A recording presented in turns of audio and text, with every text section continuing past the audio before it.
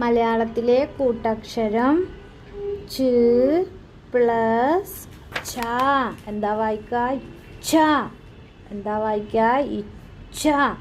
ച് പ്ലസ് ഛ ഇച്ഛ. ഛ വരുന്ന കൂടുതൽ വാക്കുകൾ നമുക്ക് നോക്കാം. ഈച്ച, ഈച്ച.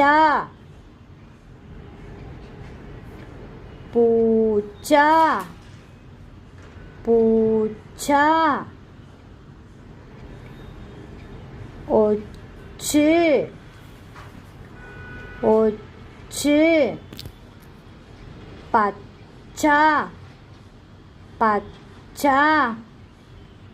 ചേച്ചി. ഏതാ വാക്ക്? ചേച്ചി. ഒന്നുകൂടി നോക്കാം. ച് പ്ലസ് ഛ, ഛ. ച് പ്ലസ് ഛ ഇച്ഛ.